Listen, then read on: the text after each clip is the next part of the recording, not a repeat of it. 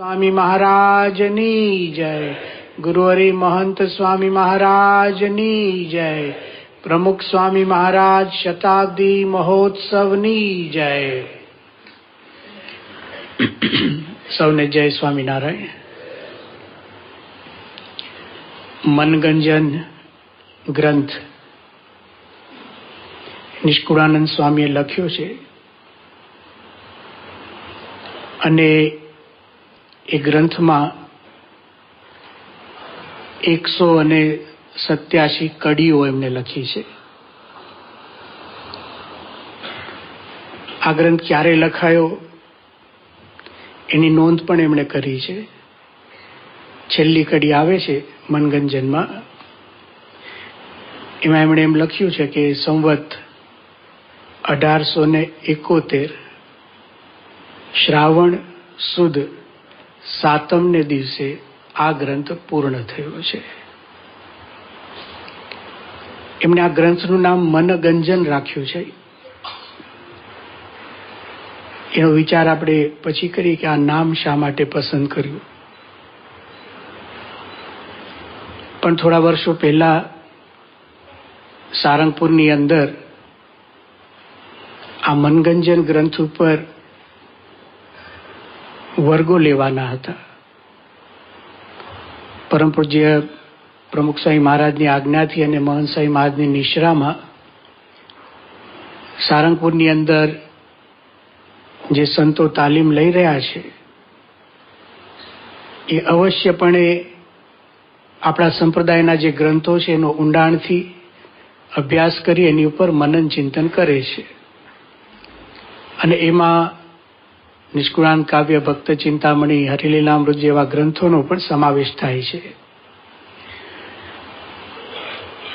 એમાં જાહેરાત થઈ કે હવેથી મનગંજનના વર્ગો શરૂ થાય છે। તો બધાને થયું, નવા હોય પહેલી વાર સાંભળતા હોય, કે આ મનગંજન શું હશે? ગર્વગંજન સાંભળ્યું છે, પણ મનગંજન શું હશે? એમાં વળી નિષ્કુળાનંદ સ્વામીએ લખ્યું, આમ કોઈ મનોવિજ્ઞાની હોય ને એણે કોઈ પુસ્તક લખ્યું હોય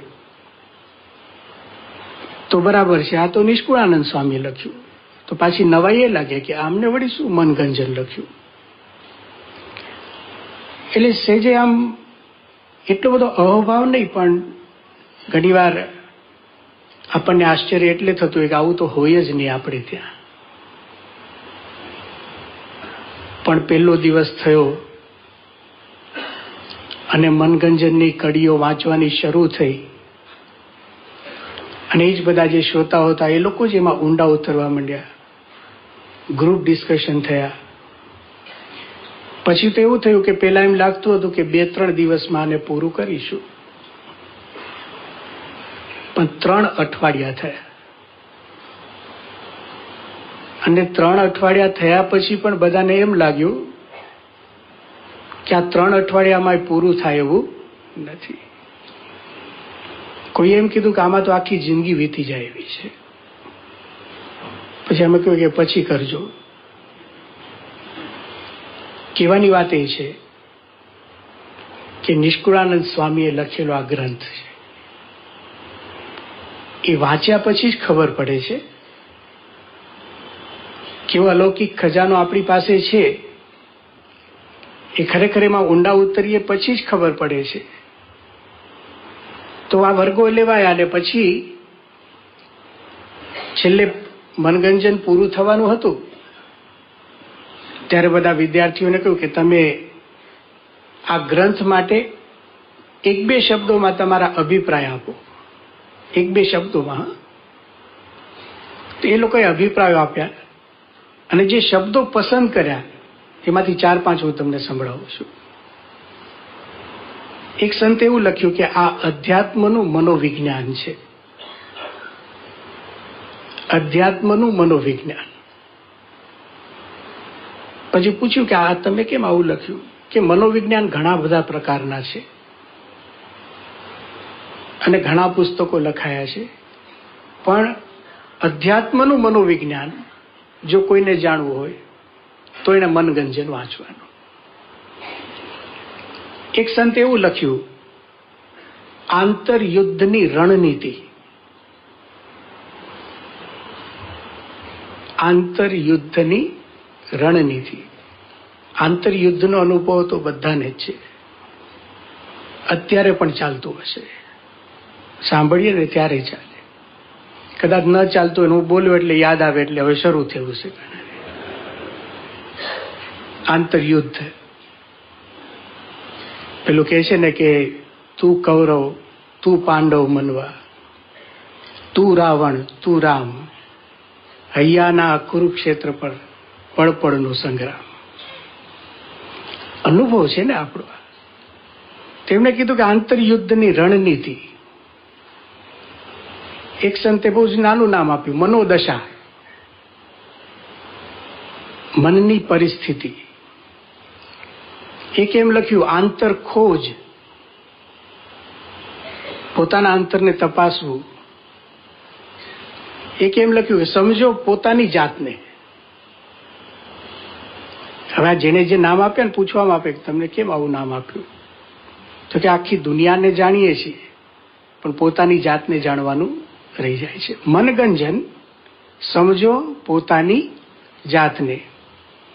એકે લખ્યું કે મનોદર્પણ અને મનોદર્શન, એટલે મનના અરીસામાં મનને જોવાનું. સરસ શબ્દો આપ્યા. અનેક છેલ્લો શબ્દ સંભળાવીએ. એક સંત એવું લખ્યું, આપ વીતીની કથા. નિષ્કુળાનંદ સ્વામીને જે વીત્યું છે એની કથા. એમને કથા શબ્દ વાપર્યો ને આપ વીતી. શા માટે હમણાં ખબર પડશે. આવો અદ્ભુત એક ગ્રંથ નિષ્કુળાનંદ સ્વામી લખે છે. એ ગ્રંથમાં પ્રવેશ કરીએ એની પહેલા એક વિચાર એ કરીએ કે શા માટે મન ઉપર વિચાર કરવાનું એમણે પસંદ કર્યું. મનગંજન મન ઉપર લખાયેલો ગ્રંથ છે. આપણે એ વિચાર કરીએ કે શા માટે એક મન એક વસ્તુ ઉપર આખો ગ્રંથ. એનું કારણ એ છે, એક દ્રષ્ટાંતથી આપણે સમજવા પ્રયત્ન કરીએ. એક ખેડૂત હતો અને એને પોતાના ઘરની અંદર ઘાસનો ઢગલો કરી રાખેલો. પોતે ઢોર રાખતો હતો અને ઢોર માટે ઘાસની જરૂર પડે ને ભવિષ્યમાં વાંધો ના આવે એટલે એને ઘરની અંદર ઘાસનો ઢગલો કરી રાખેલો અને પોતાનું કામ કર્યા કરે ખેતીનું. એને કોઈ વસ્તુની જરૂર પડી અને ઘરમાં શોધતો હતો પણ એ વસ્તુ એને મળી નહીં. પછી એને થયું કે આ વસ્તુ કદાચ છે ને આ ઘાસના ઢગલા નીચે રહી ગઈ હોય અને મેં એની ઉપર ઘાસ મૂકી દીધી હોય. એટલે શું કરે છે, એ ઘાસના ઢગલા નીચે હાથ નાખી એ વસ્તુ માટે ફંફોડે છે. હવે બને છે એવું કે ઘાસના ઢગલામાં એક ઉંદર અને એક સાપ રહે છે. આ વાર્તા છે. એ ઘાસના ઢગલામાં એક ઉંદર અને સાપ રહે છે. ખેડૂત વસ્તુને શોધવા માટે પોતાનો હાથ એ ઘાસના ઢગલાની અંદર નાખે છે અને ફંફોડે છે. એ વખતે બને છે એવું કે જે અંદર ઉંદર ને સાપ છે એમાંથી સાપે ખેડૂતના હાથે બટકું ભર્યું, ડંખ માર્યો. સાપ ઝેરી હતો, એ કરડે તો માણસ મરી જાય. એને ડંખ માર્યો. ખેડૂતને પણ લાગ્યું કે મને કંઈક કરડ્યું. એને એકદમ હાથ બહાર લઈ લીધો, એને લોહી પણ નીકળ્યું. એને થયું કે મને શું કરડ્યું, અને આમ ઢગલા સામે જોયું ને તો ઉંદરડાએ મોઢું બહાર કાઢ્યું. એટલે ખેડૂત શું માને છે કે મને કોણ કરડ્યું, ઉંદરડો કર્યો. અરે ઘરમાં ઉંદરડા વધી ગયા છે અને હવે તો આપણે પાંજરું રાખવું છે, આ કરવું, જે કે ઉંદરડાને દૂર કરવાના ઉપાયો વિચારવા માંડ્યું ને. અને ઘરગથ્થુ ઇલાજ આપણે ત્યાં છે, મોઢેથી ચૂસી લીધું, લોહીને થૂકી નાખ્યું. કોઈ પ્રશ્ન નહીં, પોતાનું કામ કરવા માંડ્યો. વસ્તુ મળી ન મળી જુદી વાત છે. થોડા દિવસ થયા, એ ખેડૂતને બીજી કોઈ વસ્તુની જરૂર પડી, ઘરમાં મળી નહીં, અને એને થયું કે કદાચ આ ઢગલા નીચે હોય. પણ એને ખબર હતી કે આ ઢગલા નીચે મેં હાથ નાખ્યો ને તો મને ઉંદરડો કરડેલો, એવું એ માનતો હતો. એને ખબર હતી, એટલે ધીરે રહીને હાથ નાખે છે ને પંફોડે છે, અને ખરેખર ઉંદરડો કરડ્યો. અને ખેડૂત પણ કહે, હજુ ઉંદરડા ગયા નથી ઘરમાંથી, ફરી મને ઉંદરડો કરડ્યો. અને જેવો હાથ બહાર કાઢ્યો ને તો સાપે મોઢું બહાર કાઢ્યું. અને જેવું સાપે મોઢું બહાર કાઢ્યું, અરે મને સાપ કરડ્યો, ખેડૂત મરી ગયો. હવે મિત્રો, આપને એક પ્રશ્ન છે અહીંયા. ખેડૂતનું જે મૃત્યુ થયું એમાં કારણ કોણ, ઉંદરડો કે સાપ?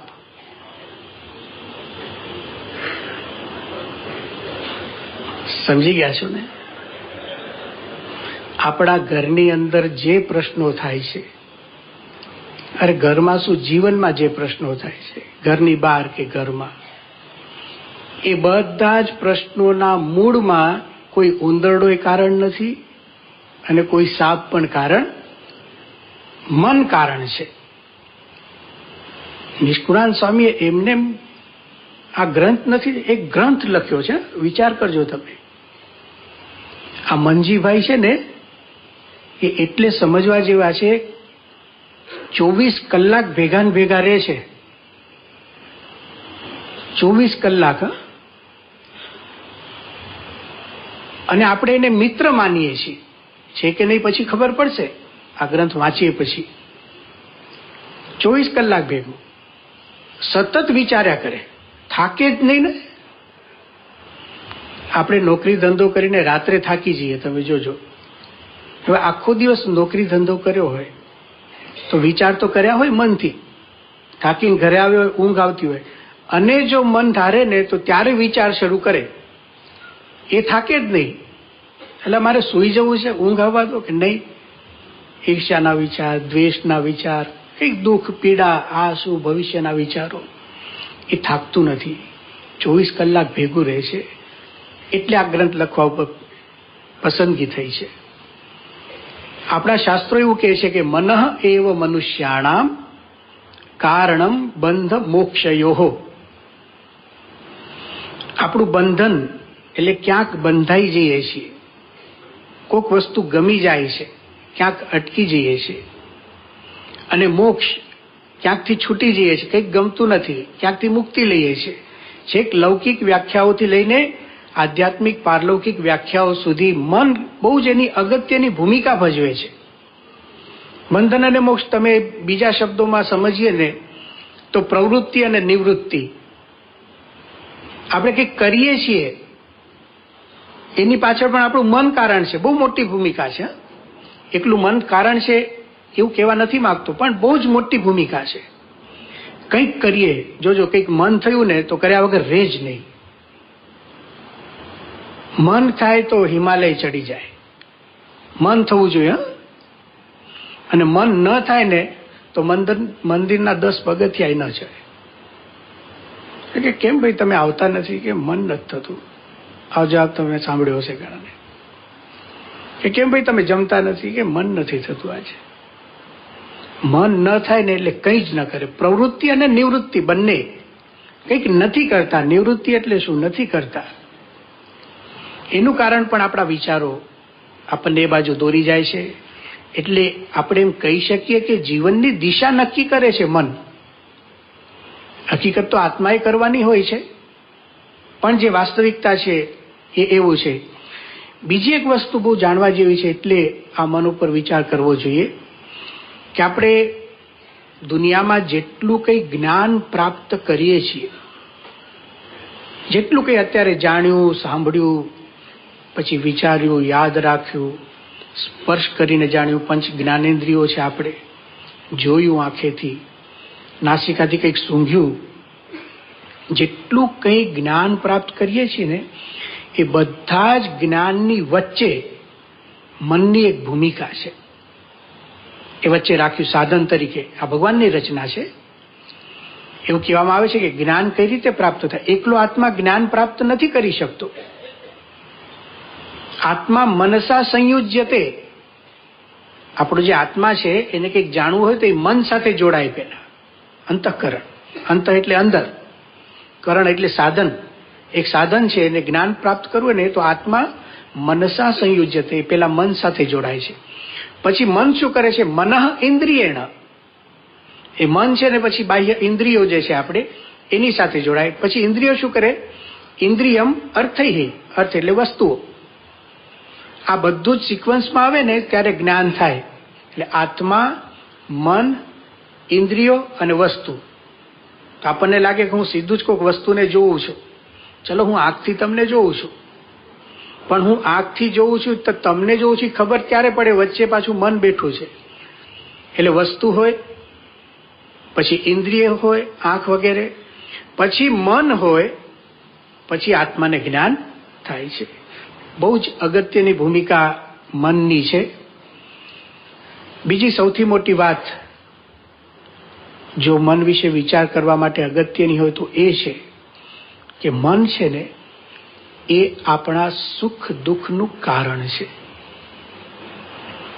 આજે તમને સમય મળે ને રાત્રે તમે ઘરે જાઓ તો થોડો સમય કાઢીને વિચારજો. જેટલું દુઃખ છે એમાં મનની ભૂમિકા કેટલી છે, અને જેટલું સુખ છે તેમાં મનની ભૂમિકા કેટલી છે. તો ખરેખર ઘણીવાર તો એવું લાગે કે બહાર તો કંઈ માથાકૂટ કરવા જેવી જ નથી. આ એક ખાલી મિસ્ટર માઇન્ડને સરખું કરી દઈએ ને તો 15 મિનિટમાં અબજપતિ થઈ જવાય એવું છે. લોકોએ સંસાર છોડી દીધા છે વિચારોથી. મનને સરખું કરે છે એટલે કે વિચારોને સરખા કરે છે. એટલે નિષ્કુળાનંદ સ્વામીએ બહુ જ બુદ્ધિપૂર્વક જીવનના અનુભવના આધારે આ ગ્રંથ લખ્યો. બીજી એક વાત અહીંયા કરીએ કે ભાઈ મન ઉપર ઘણા બધા પુસ્તકો છે,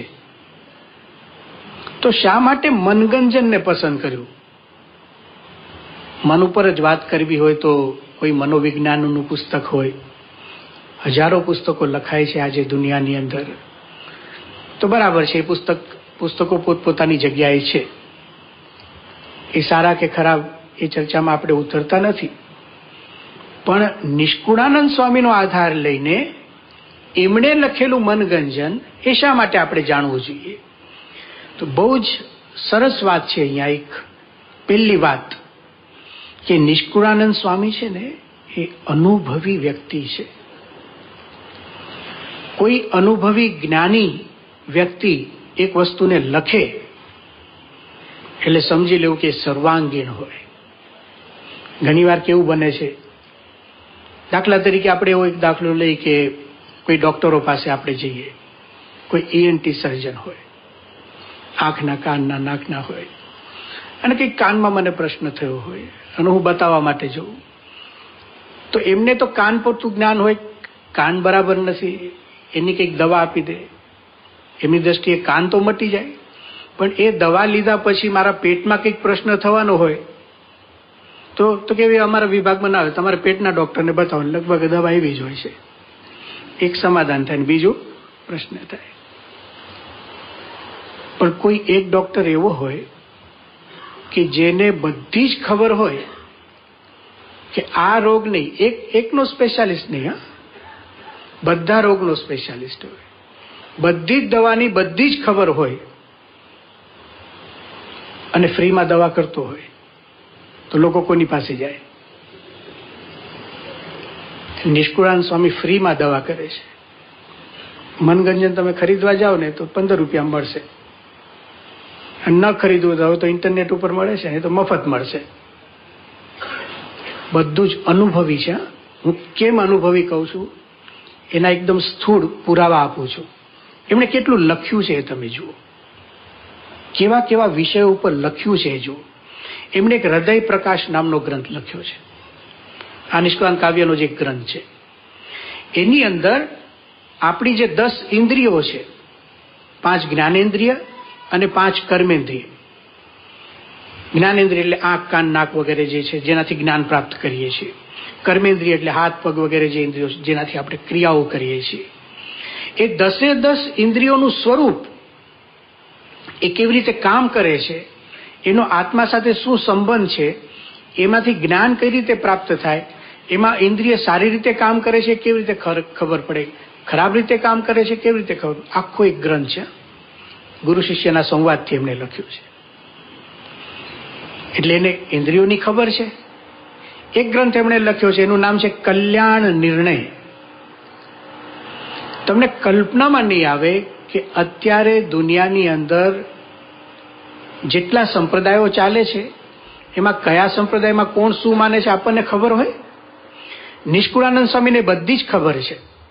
અને કલ્યાણ નિર્ણયની અંદર અમે ગ્રંથ જોઈને આમ નોંધ કરવા બેઠા ને તો 55 પ્રકારના કલ્યાણ લખેલા છે. એક પણ ખોટું નહીં. હા, પાછું પોતાના મનથી કલ્પેલું નહીં કે ભાઈ ફલાણા ભક્તો છે એ આ કલ્યાણને માને, આ સંપ્રદાયના આ કલ્યાણને માને, કોઈ આ કલ્યાણને માને. નાની નાની વસ્તુ કેવી, કોઈ કાશીએ જઈને કરવત મૂકે એને કલ્યાણ માને, કોઈ ભૈરવ જાપ ખાય એને કલ્યાણ માને. આવી ઝીણી બાબતોથી લઈને બીજી તાત્વિક બાબતો વેદાંતિઓ જે માનતા હોય એ વાત પણ લખી. એમને એ પણ ખબર છે, એમને તત્વજ્ઞાન ખબર છે. એમને સારસિદ્ધિ નામનો ગ્રંથ લખ્યો છે જેમાં ધર્મ, જ્ઞાન, વૈરાગ્ય અને ભક્તિનું નિરૂપણ છે. હું એક શબ્દમાં બોલી ગયો, પણ ધર્મ એટલે આખી ચોખવટ આવે, એમાં જ્ઞાનની સ્પષ્ટતાઓ આવે, એ કરીને પછી એ સંત થકી પ્રાપ્ત થાય છે એવી વાત આવે. આવા એમણે 22 ગ્રંથો લખ્યા છે. ગ્રંથ લખ્યા છે, યાદ કરજો. આમ 5-10 મિનિટ મળી અને વિચાર કર્યો એ વસ્તુ જુદી છે. હોય છે એવા ઘણા વિચારકો હોય, થોડી વાર બેસે, કોઈક વસ્તુ લે, એની પર ચર્ચા કરે, વિચાર કરે. તમે લખો ને, લખવાની વાત જ જુદી છે. કારણ કે જેમ લખતા જઈએ ને આપણે પોતે, અને જો વ્યવસ્થિત વ્યક્તિ હોય તેને પોતાના જ લખાણમાં છે ને એને ભૂલ દેખાવા માંડે, એટલે એને સુધારવું પડે. લખવું છે ને બહુ જ અઘરું છે. નિષ્કુળાનંદ સ્વામીએ 22 ગ્રંથો લખ્યા છે. આટલો અનુભવી વ્યક્તિ જ્યારે મન ઉપર લખે એ વાત બદલાઈ જાય. એનો અર્થ શું થયો કે એક દવા આપે ને તો એ જોવે છે કે આ દવાની અસર અહીંયા તો નહીં થાય ને, હું મનની વાત કરવા બેઠો છું પણ એની અસર ધર્મ ઉપર નહીં થાય ને, એમને ખબર પડે કે વાત એવી ન થવી જોઈએ કે ધર્મનો લોપ થાય, વાત એવી ન થવી જોઈએ કે ભક્તિ સાથે વિરોધ ન થાય, વાત એવી ન થવી જોઈએ કે માણસ નાસ્તિક બની જાય, વાત એવી પણ ન થવી જોઈએ કે માણસ હિંમત વગરનો થઈ જાય, એને મોડા વિચાર આવે. કેટલું ધ્યાન છે તમે જુઓ. એવી વ્યક્તિ પાસે આપણે મનનો વિચાર કરવાનો છે. બીજી એક વસ્તુ તમે જુઓ તો એમણે 64 પદી લખી છે. ઘણી વાર તમે સાંભળતા હશો ઘરે. સંત અસંતનો વિવેક, કેટલી સ્પષ્ટતા છે. એ મનને ખોટે માર્ગે જવા જ ન દે, શક્યતા જ નથી. સૌથી મોટી વાત શું છે, એમને ભક્ત ચિંતામણી નામનો ગ્રંથ લખ્યો છે. આ એમનું મન શું છે ખબર પડશે.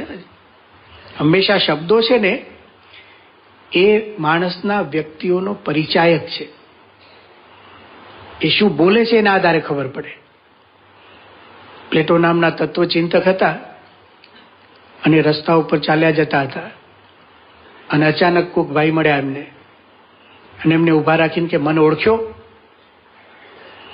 હવે પ્લેટોએ તો એમને જોયેલા જ નહીં, અચાનક જ ઊભા રાખીને વાત કે મને ઓળખ્યો. પણ એમને સરસ તત્વચિંતક હતા ને, તેમણે એમની રીતે જવાબ આપ્યો કે બોલ અને હું તને ઓળખી જઈશ. જો શબ્દો, હા, વાણી ઉપરથી ખબર પડે.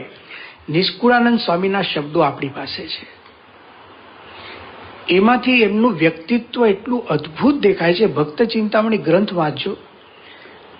જે વ્યક્તિ સંત અસંતનો વિવેક કરી જાણતા હોય, અસંત કોને કહેવાય એ પણ ખબર હોય, અને એમણે એવા શબ્દો વાપર્યા છે, આપણને થાય કે, અને આકરા શબ્દો વાપર્યા છે. જરૂર પડે ત્યારે શબ્દ સ્વામિત્વ છે એમની પાસે. કોઈ વ્યક્તિ બહુ જ ઊંડા ઉતર્યા હોય ને, જે વ્યક્તિ પોતાના જીવનનો બહુ જ વિચાર કરતો હોય એને કોકના જીવનનો એટલો જ વિચાર આવે. ધારો કે હું મારા જીવનમાં ક્રોધ હોય, સ્વાદ હોય, માન કે કામ હોય, હું એને ટાળવા પ્રયત્ન કરતો હોઉં તો બધી સ્પષ્ટતાઓ મને થવા માંડે કે આ દોષની પ્રબળતા કેટલી છે, એમાં શું થતું હોય છે, ખબર પડે. કારણ કે તમે એની ઉપર કામ કરો છો, સાધના કરો છો. એ સાધના કરવાનું જો ધ્યાન ન રાખે તો એક રિએક્શન, એક પ્રતિક્રિયા આવી છે તો બીજાના અવગુણો દેખાવા માંડે કે આને મારી જેવું થતું લાગે છે. ભગવાન માટે થાય જુદું, પણ માણસે થવા માંડે. પરિણામ એ આવે કે બધાના અવગુણ ભાસે. પણ નિષ્કુળાનંદ સ્વામીએ મહારાજનો ગ્રંથ લખ્યો ભક્ત ચિંતામણી, એમાં મહારાજનું અદ્ભુત ચરિત્ર વર્ણન એમણે કર્યું, જે એમણે જોયું છે, જે અનુભવ કર્યો એ લખ્યું. એટલી દિવ્યતા ભરી છે એ ગ્રંથની અંદર જે નિષ્કુળાનંદ સ્વામી લખે છે. એમાં મહારાજની દિવ્યતા તો લખી, પણ મહારાજના મળેલા જે સંતો અને હરિભક્તો હતા ને એની પણ દિવ્યતા એમાં લખી. આ બહુ અદ્ભુત વાત છે. એનો અર્થ શું થયો કે એમણે પોતાના વિચારોને ક્યારેય પણ સ્વતંત્રતા આપી નથી. સ્વતંત્રતા એટલે શું? મન એની મેળે પોતાનો વિચાર કરી લે એવું બનવા દીધું નથી. આવા નિષ્કુળાનંદ સ્વામી છે, એમણે આપણને આ ગ્રંથ આપ્યો છે. એટલે તમે એમ સમજો કે બહુ જ મોટા એક અનુભવી મહાવિદ્વાન પરમ હિતની ઈચ્છાથી કંઈક આપણને કહેવા આવ્યા હોય એવા જ્ઞાની સાથે ગોઠડી માંડીએ છીએ એમ સમજીને મનગંજનનો અભ્યાસ કરવો. એમને મન સાથે માથાકૂટ કરી છે. નિષ્કુળાનંદ સ્વામીની વાત આપણે જાણીએ છીએ. એમણે પોતે જ છે ને એમનો પોતાનો પરિચય આપ્યો છે.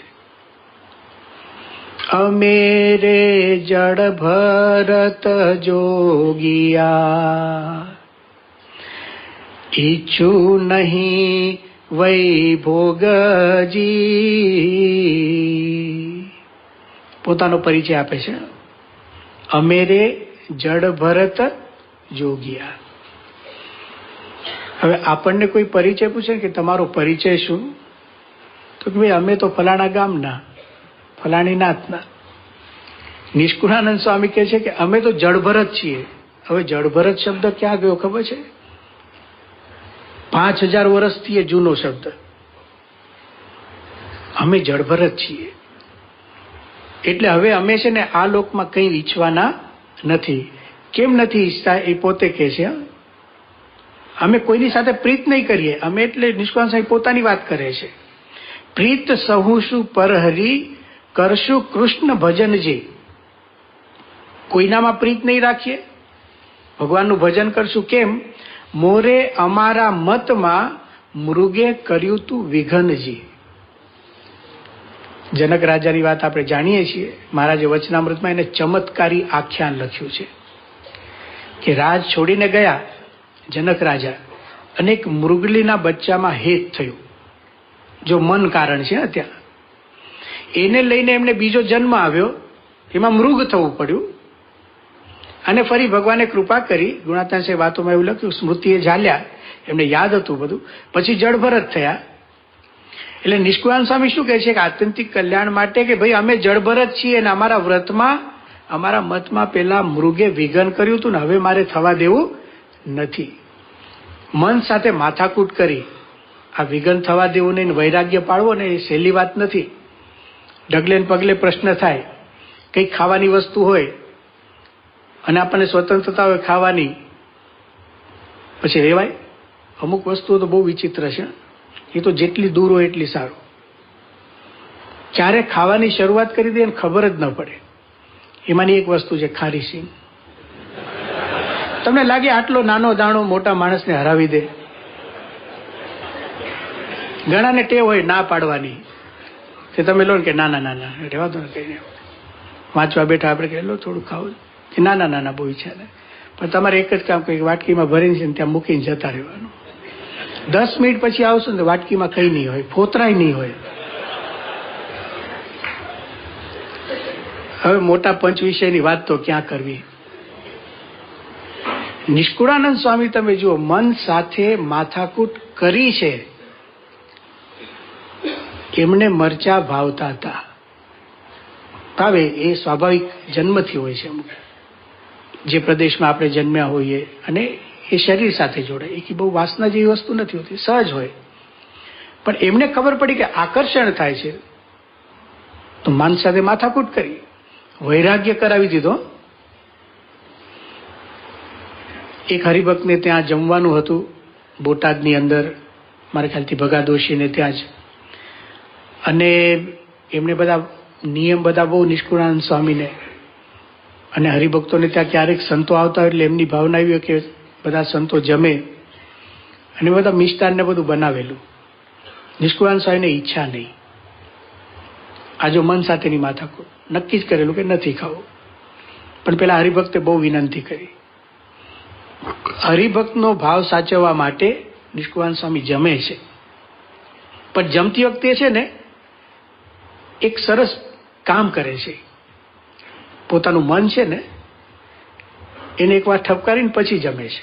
એ બોલે છે પોતે કે જંપ નિષ્કુળાનંદ જંપ, તું મોટાનો મોહબતી છે એટલે તારથી એ મુકાશે નહીં, વાંધો નહીં જમ.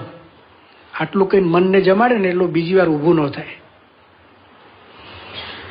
જે વ્યક્તિએ પોતાના મન સાથે માથાકૂટ કરી હોય, જે વ્યક્તિને જીવનના બધા જ ક્ષેત્રોનું જ્ઞાન હોય નહીં, વિચાર્યું હોય, લખ્યું હોય, જેની જેની બાબતોની સ્પષ્ટતા કરી હોય, એ વ્યક્તિ મનગંજન લખે એટલે એની અંદર આપણે છે ને કોઈ શંકા કરવાની હોય જ નહીં.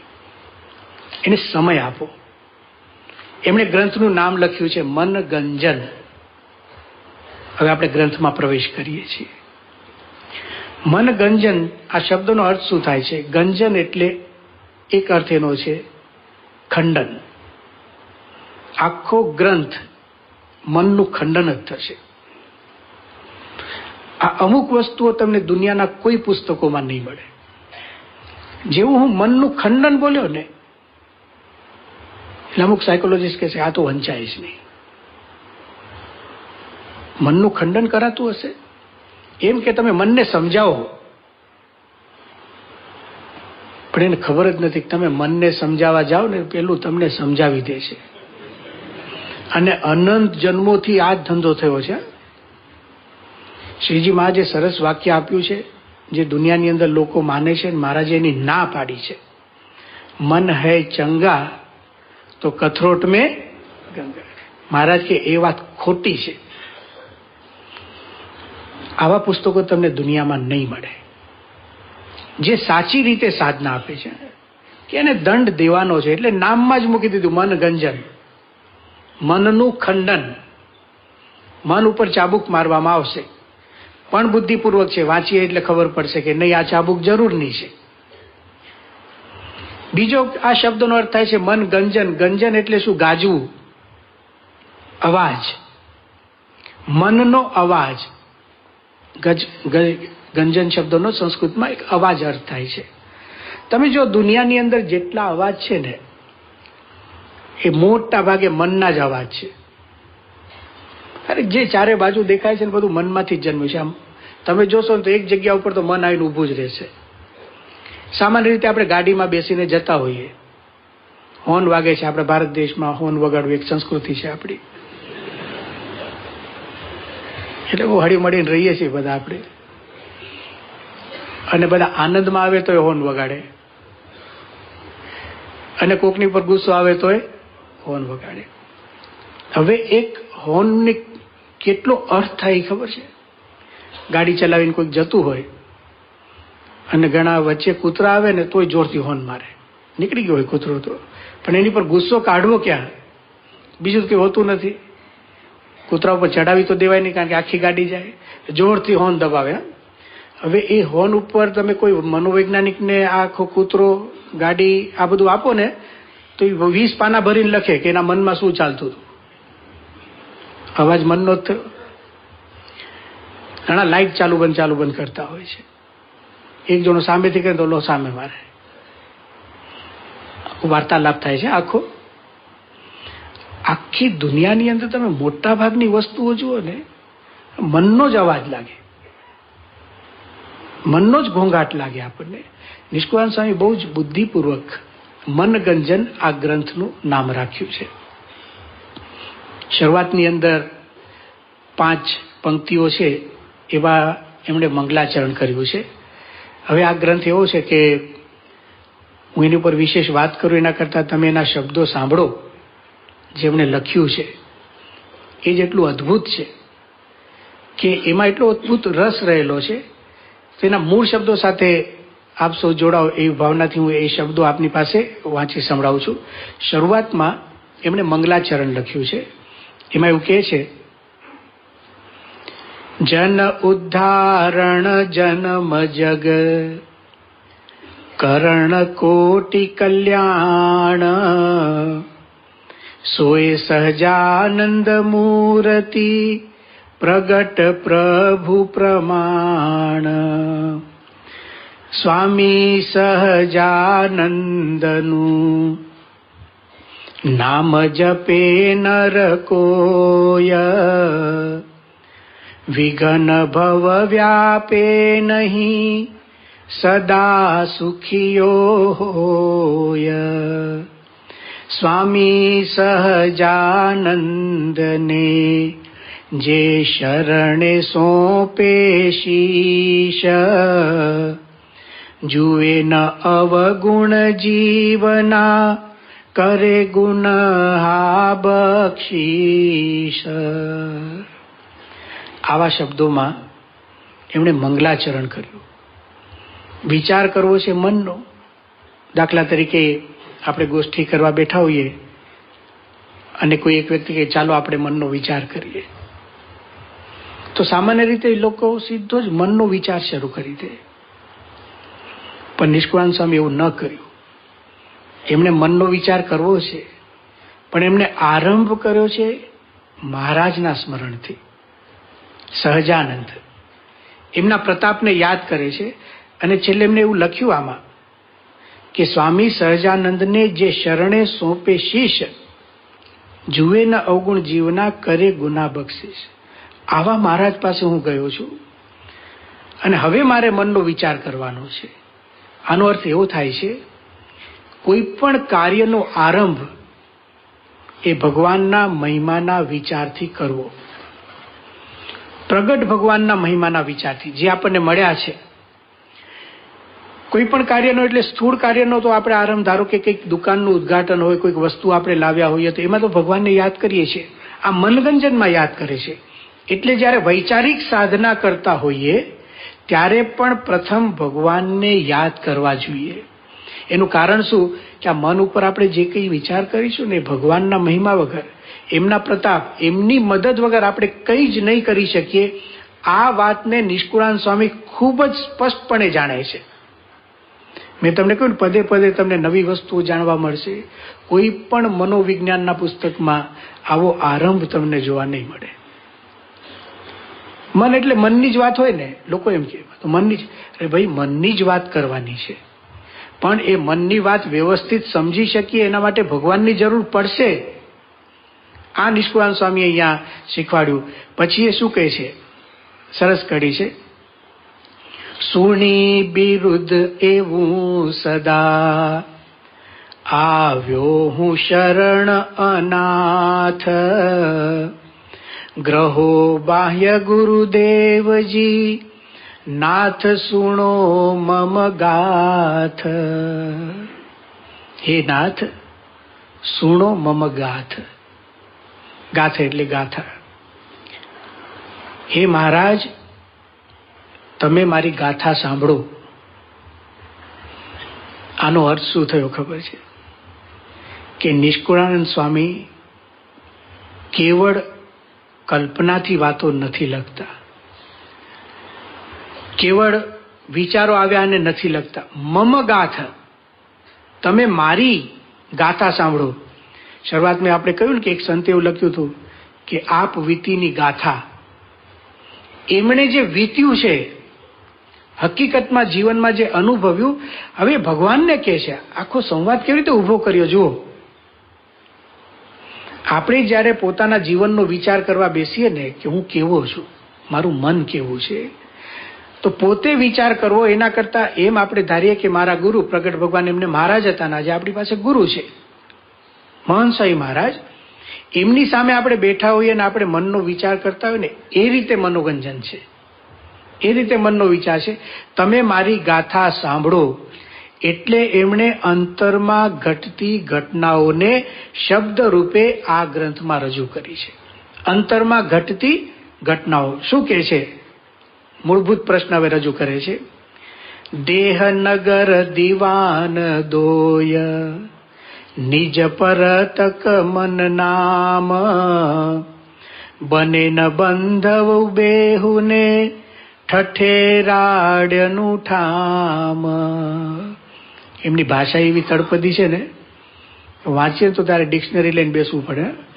એ 200 વર્ષ જૂની હોવી જોઈએ પાછી.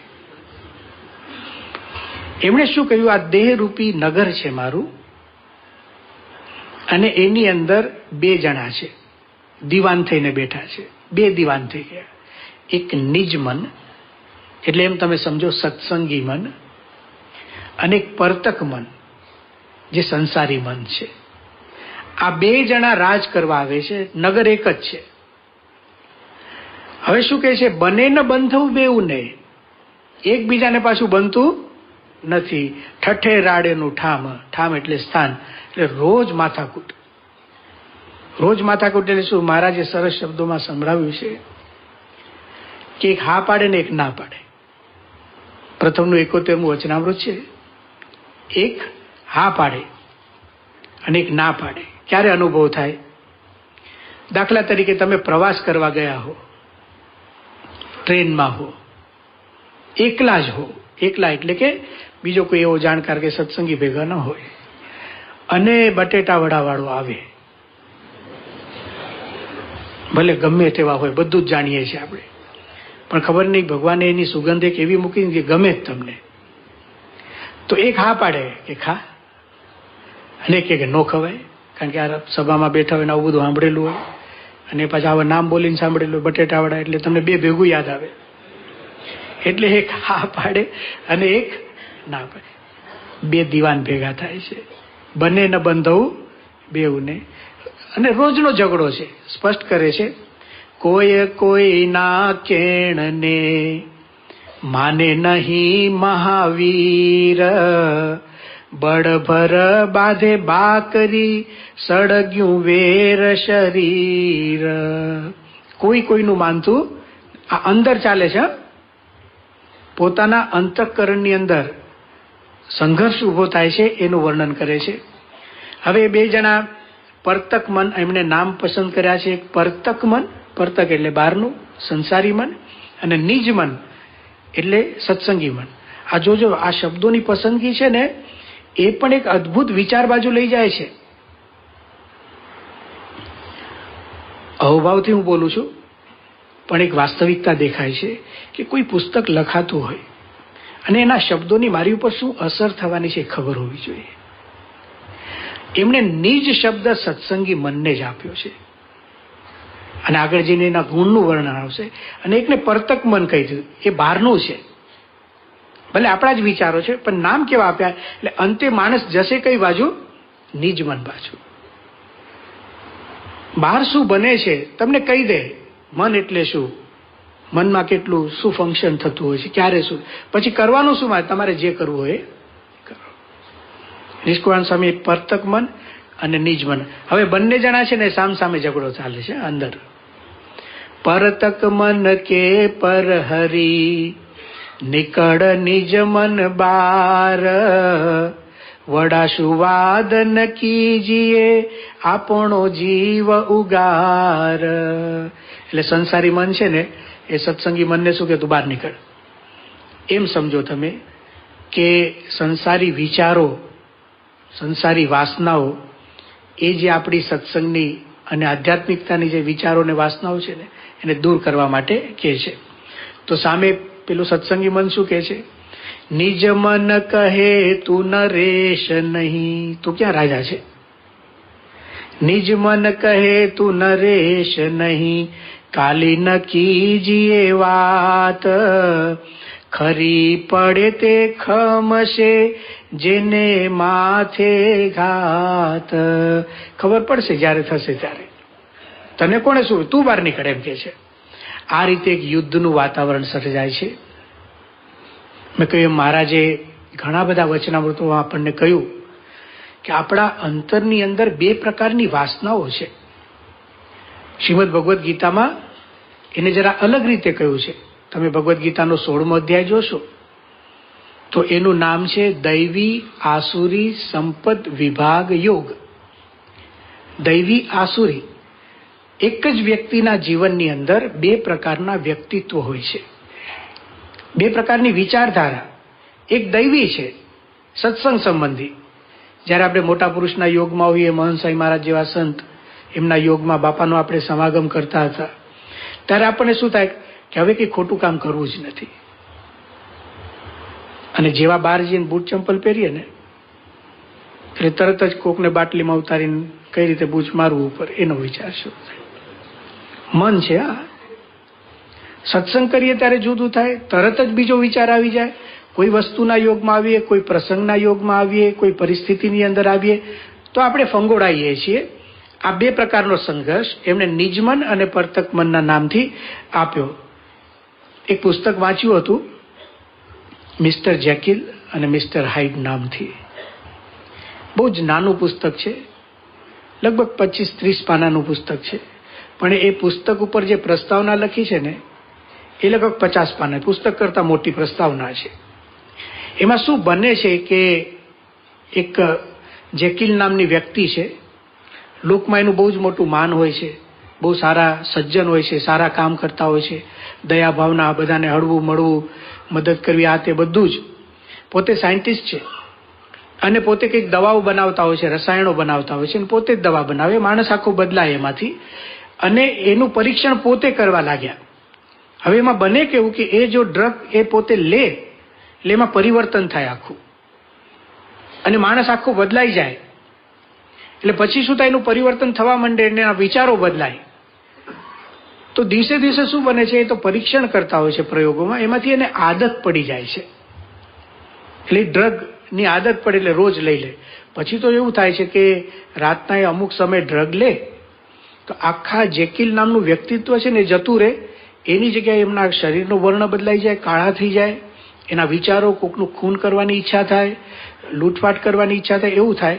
તો ઘરમાં 2 દરવાજા રાખે છે, એક જેકિલભાઈ માટેનો અને એક હાઇડભાઈ માટેનો. એ રાતના બીજે દરવાજેથી નીકળે છે, એ ખૂન પણ કરે છે, અને આવી બધી ઘટનાઓ એના જીવનમાં બને છે. પુસ્તકમાં આ બધું નોંધેલું છે. એક વખત એને એવું લાગે છે કે ડોઝ વધારે લેવાઈ જાય છે, અને એને ખબર પડે છે કે હવે હું જો બદલાઈ જઈશ, મારા વિચારોનું પરિવર્તન હવે થવાનું છે. મેં 2 વ્યક્તિત્વોને રાખ્યા, પણ હવે હું ડોઝ લઈશ ને પાછો નહીં આવું, હું હાઇડમાં ને હાઇડમાં રહીશ, એટલે બગડેલો જ રહીશ. એટલે છે ને પોતાનું બધું જ મિલકત છે ને એ વિલ કરે છે આખું, એ મિસ્ટર હાઇડના નામે કરી દે છે. આવું આખું એક પુસ્તક છે. અને એના છેલ્લે ઉપસંહારની અંદર એવું લખ્યું કે દરેક વ્યક્તિના જીવનમાં એક જેકિલ બેઠો છે અને એક હાઇડ બેઠો છે, અને બંનેના સંઘર્ષો ચાલે છે. અને આપણે જાણીએ છીએ, આપણા જીવનની અંદર અનુભવ થાય છે. એટલે આવી રીતે આખું એક યુદ્ધનું વાતાવરણ સર્જાય છે, સત્સંગી મન અને સંસારી મન. નિષ્કુળાનંદ સ્વામીએ એક યુદ્ધ તરીકે આખી અહીંયા રચના કરી અને મહારાજને સંભળાવે છે. બંને જણા સામસામા આવી જાય છે. સામસામા આવે અને યુદ્ધનું વાતાવરણ હોય તો કે હવે આપણે આજે નક્કી કરીએ કે આપણામાં બળવાન કોણ છે. તો કે સારું, રણ મેદાનમાં આવો. તો કે તમારી ફોજ શું છે? તો એકબીજાની ફોજનું વર્ણન થાય છે. એમાં પહેલા જે સંસારી મન એટલે પરતક મન છે ને, એ પોતાની સેનાનું વર્ણન કરે છે, યુદ્ધનું વાતાવરણ. મન કહે ફોજ માહેરી, વર્ણવી સુણાવું વીર, કામ ક્રોધ લોભ મોહ અડગ જોધ અમીર. જોધ એટલે યોદ્ધાઓ. તો પરતક મન શું કે છે? કામ, ક્રોધ, લોભ, આ મારા મોટા મોટા યોદ્ધાઓ છે. આશા, તૃષ્ણા, ઈર્ષા, નિંદા, અવિદ્યા, નાર, કુટિલ, કુમતિ, કુબુદ્ધિ, એવી ફોજ અપાર. આ બધા મારા યોદ્ધાઓ છે. આવી મોટી ફોજ લઈને હું આવ્યો છું. હજી શું કહે છે? રાગ દ્વેષ રહે સદા, હાનિ વૃદ્ધિ ને હેત, શોક હર્ષ ના સેનમાં, ખડ છડ ખેદુ ખેત. રાગ દ્વેષ, શોક, હર્ષ, આ બધામાં એવો તને પછાડીશ ને કે તું ફરી ઊભો જ નહીં થાય. આવું કોણ કે છે? સંસારી મન. હવે બે લીટીઓ અદ્ભુત લખી છે નિષ્કુળાન સ્વામીએ, જે સંસારી મન બોલે છે કે હું કેવો છું. સંકલ્પ વિકલ્પ સંકેત વીણ, નિર્ભય ને નિરાધાર, પંચ વિષય પ્રપંચ ભડ, વણગણ વિષય વિકાર. કે તને ખબર નથી મારું સ્વરૂપ શું છે? આ એક કડી છે ને, એક કડીની અંદર નિષ્કુળાનંદ સ્વામીએ આખું મનોવિજ્ઞાન ઉતારી દીધું છે. જો સંકલ્પ, મનનું સ્વરૂપ જુઓ. સંકલ્પ વિકલ્પ, મનનું સ્વરૂપ થયું. સતત સંકલ્પો કરે છે, કંઈક પામવું છે, ઈચ્છાઓ. પણ એક શબ્દ વધારે લખ્યો, સંકલ્પ વિકલ્પ સંકેત વીણ. સંકેત વીણ એટલે નક્કી નહીં ક્યારે કયો સંકલ્પ થાય. પહેલેથી કે નહીં કે ભાઈ જોજો તમને સાંજે 7 વાગે છે ને આવો સંકલ્પ થવાનો છે. કંઈ જ નક્કી નથી. ગમે ત્યારે ગમે તે સંકલ્પ થઈ જાય, ગમે ત્યારે ગમે તે સંકલ્પ કરી શકે, એને મન કહેવાય. એક શબ્દ મૂક્યો, સંકલ્પ વિકલ્પ સંકેત વીણ. અતિથિ કહેવાય. આવું એક અતિથિ શબ્દ, બે પ્રકારનું, એક મહેમાન કહેવાય ને એક અતિથિ કહેવાય. એ ખબર છે તમને? મહેમાન હોય ને એ પેલા કાગળ લખે કે આ તારીખે અમે આવશું, આટલા દિવસ રોકાઈશું તમારા ઘરે, અને આ તારીખે જઈશું. એટલે એની તિથિ નક્કી હોય કાગળમાં. અતિથિ એટલે શું? એની તિથિ કોઈ નક્કી નહીં. એટલે કે ગમે તે તિથિ આવે, આવી ગયા પછી કઈ તિથિએ જાય એ નક્કી નહીં. પેલો કે ભાઈ ક્યારે જશે? કે ભગવાનની ઈચ્છા થાય એટલે જઈશું. મન કેવું છે? સંકલ્પ વિકલ્પ કરે છે, પણ કોઈ પણ પ્રકારનો સંકેત નથી. શું કરશું હવે આપણે? કેટલું ધ્યાન રાખવાનું છે? એટલે અચાનક થવાનું છે. જે થવાનું છે ને એ અચાનક, કારણ કે આ પરતક મન છે, આ સંસારી મન છે. અચ્છા, સંકલ્પ વિકલ્પ સંકેત વીણ, નિર્ભય ને નિરાધાર. એને કોઈ બીક જ લાગતી નથી. સીધો દાખલો લેવો હોય ને, પૂજા કરવા બેઠા હોઈએ ને ત્યારે જ જગતના વિચાર કરે. પૂજા એટલે શું કહેવાય? ભગવાન આવીને બેઠા છે, એ જ વખતે જગતના વિચાર, આ કરવું છે, આ કરવું છે, આ લેવું છે, આ દેવું છે. ઘણા તો પૂજામાં જ ઓર્ડર આપે, ચા થઈ? એટલે પૂજા થઈ કે નહીં એ જો. પછી ઘણા સમજી જાય, એટલે પૂજા ચાલુ થાય ને પેલા જ ચા મૂકી હોય, એની વરાળ આવે ને એમાં જ માળા બરાબર પડે. નિર્ભય આને કહેવાય કે ભગવાનની મૂર્તિની સામે પણ વાસનાના, જગતના, લોભના, કામના, સ્વાદના વિચાર કરી શકે. આ સંસારી મન. એક એક શબ્દ નિષ્કુળાનંદ સ્વામી મૂકે છે ને, આ ખરેખર દુનિયામાં ક્યાંય નહીં મળે. હવે જુઓ, સંકલ્પ વિકલ્પ સંકેત નિર્ભય, પછી કે છે પંચ વિષય પ્રપંચ ભડ. ભડ એટલે યોદ્ધાઓ. પંચ વિષય, એક એક વિષય એટલે કેવા છે. અને કે છે વર્ણગણ વિષય વિકાર. વિષયના વિકાર જે થાય છે ને એ તો ગણાય જ નહીં. એક પછી આવ્યા કરે. અને એનું પછી પોતે લખે છે, જેતા પદાર્થ જગતમાં તેતા ઉપર તાન, અનેક ઈચ્છા ઉરમાં ઠરે ન રતી ઠામ. જેટલી વસ્તુ દુનિયામાં જુએ ને તો એના મનને એમ થાય કે મારા ઘરમાં હોવી જોઈએ. આ સંસારી મન છે. એ સંતોષ થવા જ ન દે એ રીતે પોતાની સેનાનું વર્ણન કર્યું. હવે આપણને થાય કે આટલું પરતક મન આટલું શૂરવીર છે, આટલી મોટી સેનાને લાવ્યું, તો આ નિજ મનની પાસે કંઈ છે કે નહીં? આપણને એક બાજુનું જ સાચું લાગે. એનું કારણ છે કે એક બાજુનું જ કર્યું છે.